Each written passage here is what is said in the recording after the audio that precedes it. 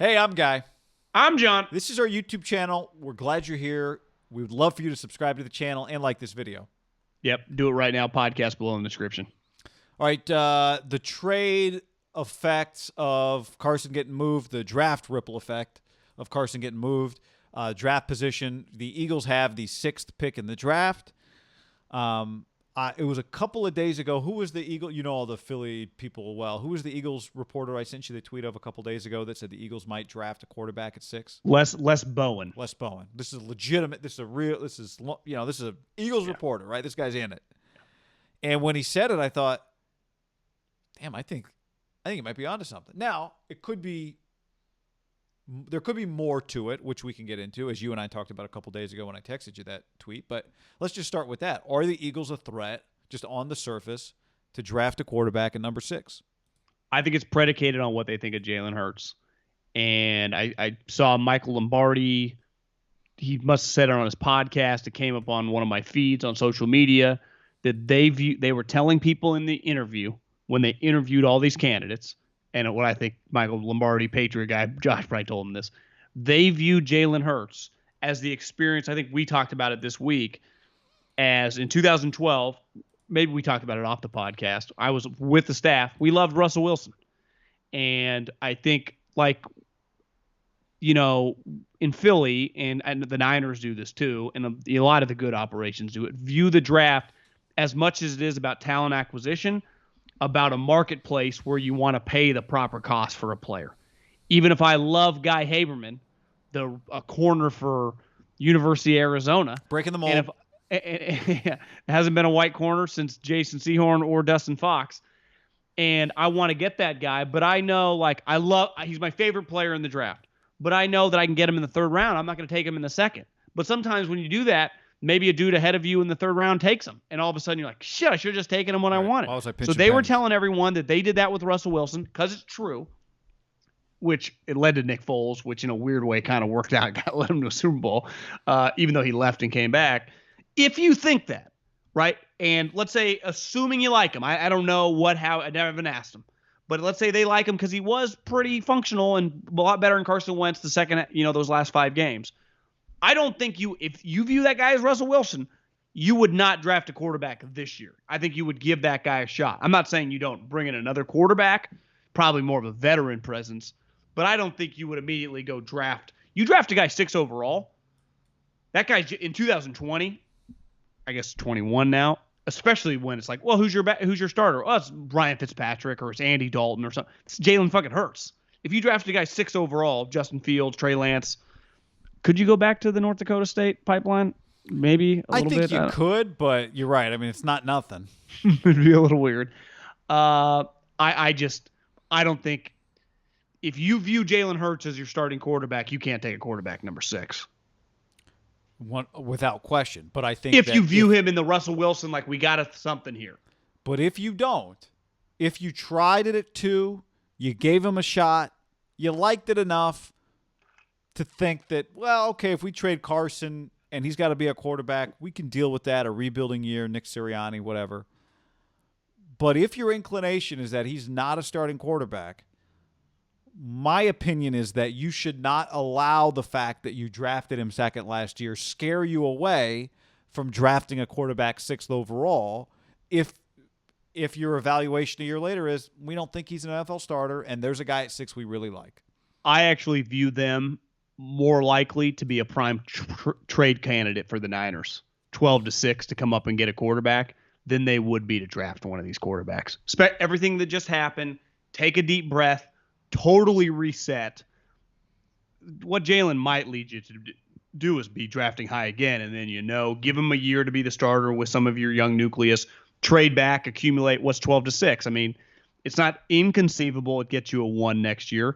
Ideally, I think for the Niners, it would be like 2 2s or something. But, remember when it was the Cardinals went to get Josh Rosen, who ironically lasted only 1 season, from 15-10. And we kind of harped on the Raiders for this. It was a 3rd round pick from 15-10. Could the Niners get there for a 2 and a 3? I don't know. I mean, this would be but I do think if you were resetting, if you're the Eagles, you get a really good player at 12 and accumulate a bunch of more picks. It's not crazy, especially for a team with some cap issues. I would view. I actually am excited now. If I'm the Niners going into the draft, needing a quarterback, I think there are two potential teams that I can get up in the top 10 at 6 or 7, and that would be the Eagles and the Lions, teams that clearly are taking a huge step back, reassessing some things, kind of bottoming out, and then taking a step the next couple years. Early prediction: if the Niners do draft a quarterback, and we'd have more info. Like if nothing changes, then I would say that's definitely on the table. Obviously, if they get a quarterback, that would change. If they stay with Jimmy Garoppolo heading into the draft, I think we're going to be talking about that until the draft happens. Are they going to draft one of these quarterbacks? I think if they do, they move up to 6 or 7. Well, and I'd rather be at 6 and 7 because I think the Lions would be a trade candidate with all these other teams, right? And partly because I think people think Carolina at 8 is a candidate to take a quarterback, and you want to get ahead of them potentially, because it doesn't feel like 8's going to be a great spot because of what you just described at 6 and 7. 8 kind of feels to me. Now, you said this the other day, and you're right. Sometimes we think, 5 guys are going to go in the top 8, and then it's 2 guys go in the top 8, and people start going, oh, my God, I can get Jamar Chase. I can get Penei Sewell at 5. I can, whatever, and non-quarterbacks get drafted and things get pushed down. But the possibility also exists that at 8 you're drafting just the guy that's left.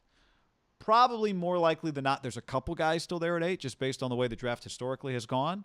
But well, it's not out of the realm of possibility. And it seems crazy because we talk about it nonstop that Sam Darnold and Tua are the starting quarterbacks for the Jets and the Dolphins, right? The team's drafting 2 and 3, yeah. Yeah, I'm just saying that if Lawrence goes 1, those teams could easily just one team take Penei Sewell and the other team take whoever, right? A pass rusher, a wide receiver. It actually feels like because the quarterbacks are so famous this year, that beside like Penei Sewell and maybe a couple of the wide receivers that are just so famous because 2 of them played Alabama and the other guy, Jamar Chase, is like, yeah, I'm out. Like I'm going to be a top 5 pick. None of it matters. I don't feel I have a great feel for like, well, who's the best pass rusher? Who's the best linebacker? We're not even talking about them. Yeah. Right. Yeah. But so that could also influence the draft, who the top, like, I don't know if there are like a bunch of sweet position players in the top 10. It doesn't quite feel that way, right? But it doesn't feel like there are 4 Penei Sewells at different positions. No. And even there's some discussion about whether or not Penei Sewell's the first left tackle, although I still think he will be. Northwestern guy? Yeah, his name's But okay, but that's a good thing. If you give me 2 or 3 elite tackles we saw last year, they'll go fucking the teams have no problem. Haberman hates it, but good teams build powerhouses by taking left tackles high. Yeah, no, there's no doubt, and it's something you it's. I'm not saying you rarely. The Niners did it, and it hasn't worked out perfectly. I mean, yeah, but when you nail it, it's the most obvious pick you could have possibly made, and the best pick that you possibly made because these guys play a long time, right? But it is a little bit like quarterbacks. It does feel.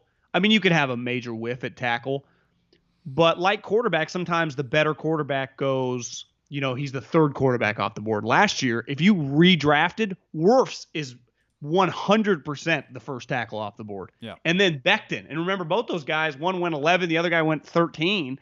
All the other tackles went high in the single digits. It would be flipped. And that's the thing with the draft. Like at the time, it's like, damn, the Browns got so-and-so, the Giants got so, and they're like, fuck, if we could redo that one, we'd rather have the other guy. And it's the same thing with quarterbacks. Like we talk about it in the Baker Mayfield draft. If you could redo that draft, like Josh Allen's just going number 1 to the Browns, right? Yep. And Lamar's the 2nd quarterback off the board more than likely, depending on it. You'd have to kind of build your offense around him, but I mean, he's clearly better. Like Lamar's ran circles around Baker just in terms of success and productivity, right? Yeah. He's a unique player, just given his skill set and like how you have to his build. stock is higher. Yeah, he's you can nitpick him all you want. He's still pretty good. I think back to your point on the Eagles trading. I think we know Howie Roseman loves the draft high, as everybody does, but he loves it, loves to get elite talent. But to your point, it just might be from a value proposition. It might be a really valuable pick if there's 3 quarterbacks sitting there at 6, and he goes, yeah, I'm not drafting one of them.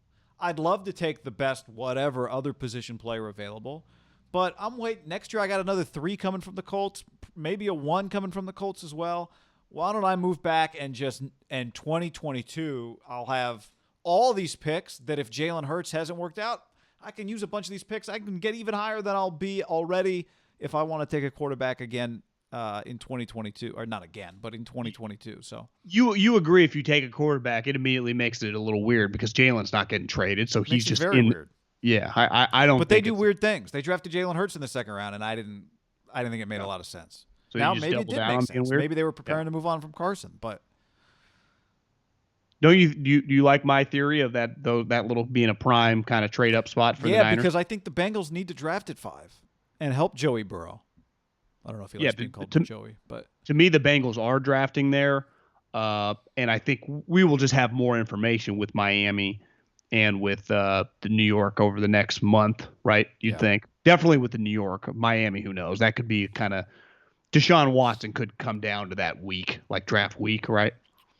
Yeah, or it might. Who knows? Maybe it doesn't happen until later. Not ideal for the Texans, as you've said. But even if they do trade their pick back and Tua's involved, they probably would not be drafting a quarterback right there. The Texans, you wouldn't think, but who knows? There's a lot of variables right now that we'd have to hash out. That we just need more information to have any clue. No, they may not like any of the quarterbacks.